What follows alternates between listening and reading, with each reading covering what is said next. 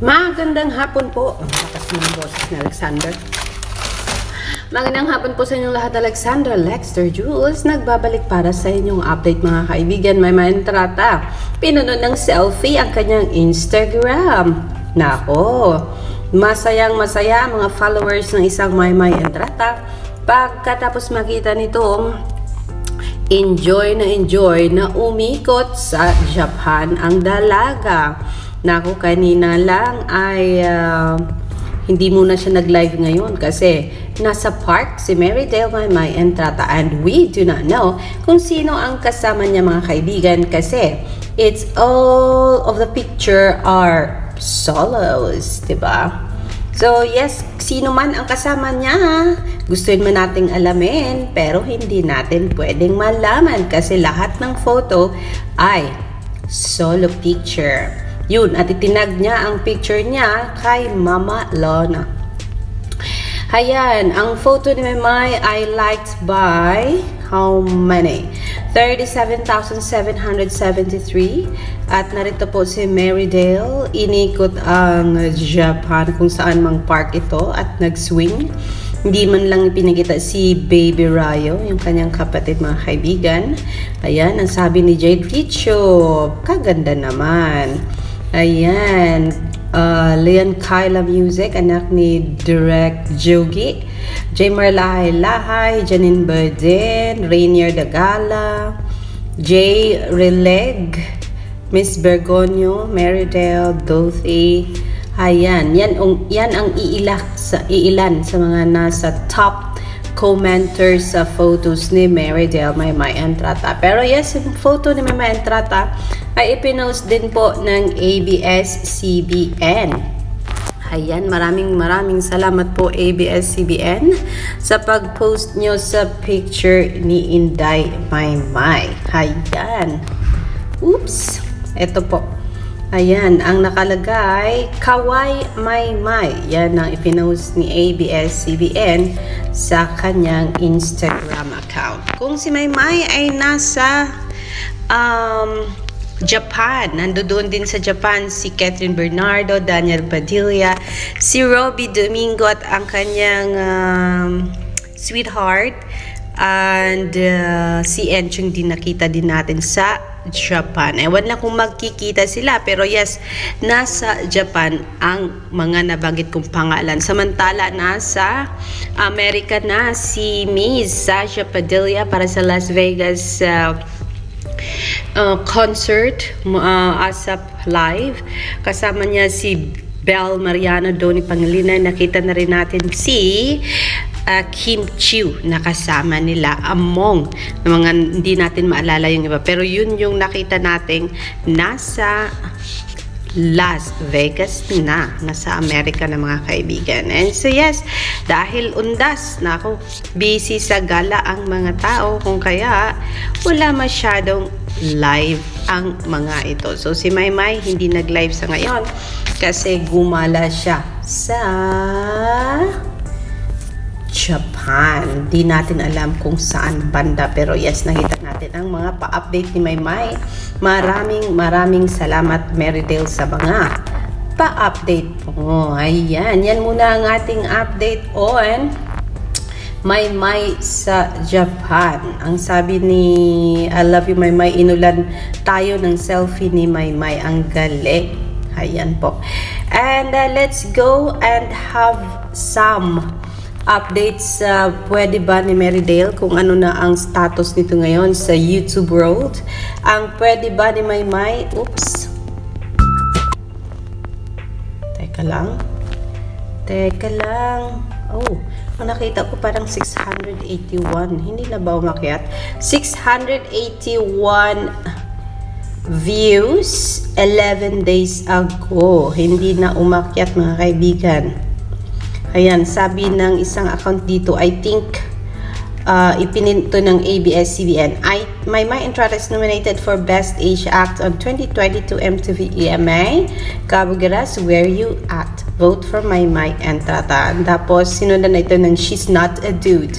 I think in the Philippines, only Maymay can pull off any look and outfit with no hint of awkwardness. Yan ang napakagandang comment na nabasa natin for now. Ayan ay ang kasunod ng ABS-CBN na nag-imbita sa mga followers ni Maymay na iboto ito sa MTV EMA. So, yes mga kaibigan, yan ang ating update on Pwede Ba ni Maymay Entrata.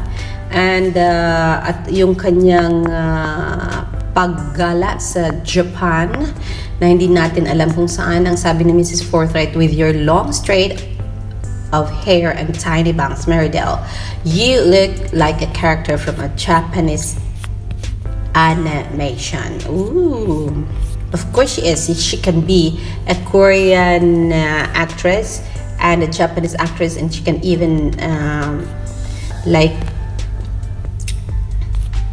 Chinese dahil sa singkit ang mata ni Marydel Maymay Entrata. For now mga kaibigan, yan po ang ating update, and I will see you for more mga kapamilya dito lang sa ating channel. Maybe not now, maybe tomorrow, maybe not after this. I will see you here sa aking channel na walang sawang nagmamahal kay Maymay at kay Edward. Bakit walang update kay Edward kaya?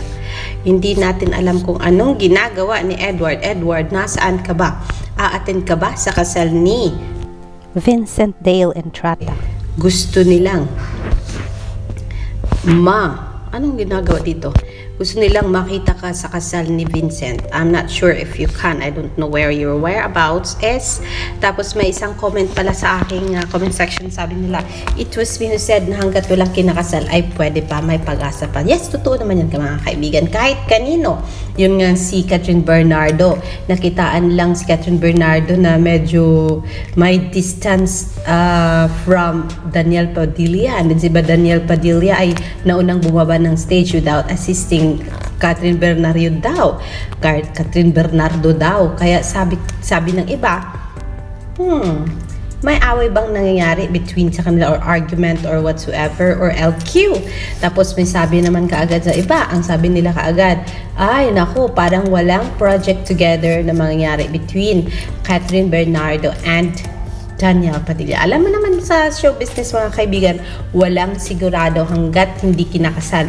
Yun nga ang kinasal, si Tommy, sino yun? Si Carla Estrada and some kind of Tom Rodriguez, kaagad naghiwalay. So there is no certain things ng buhay, and we do not know what will happen next. Kaya hindi natin alam. I'm not a basher of anyone else. I am just saying mga kaibigan na anything is possible under the sun. Yun nga masasabi natin. Personally, in my marriage life, I cannot say, oh, that my husband is my forever. We do not know that one day if something will like strange happen between us, and then we part ways, diba? So yan lang po ang ating bigyang let's not be a narrow-minded person.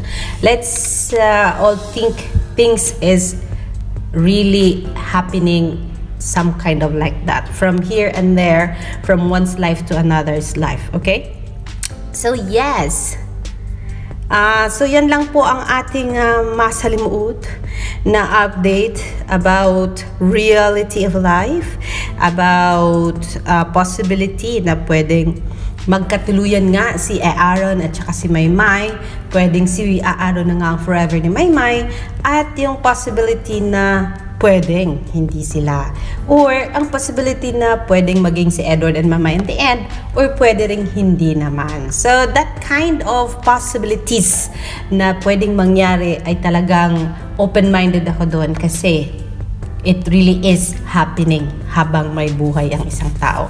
Kasi umiikot po gaya ng Earth, umiikot po siya sa orbit ng kung anong universe. Charot! O diba? Alam niyo yun. So yeah, hanggat may buhay, we do not know kung sino makatuluyan ng ating mahal na si Maymay Entrata, at kung sino makatuluyan ng ating mahal din na si Edward John Bobber. But let us not be a toxic fan or a follower na ikukulong natin sila sa ating mga wishes and sa ating mga gusto. Let them fly as high as they can and let them find their own love and happiness the way they want it. Alexander Lexter Jules, iwanan ko po kayong lahat dyan sa last line na yan. I will see you for more later, mga kapamilya, mga ka-Maymay Solids and ka-Edward Solids and Mayward Flyers. Magandang gabi po sa inyong lahat.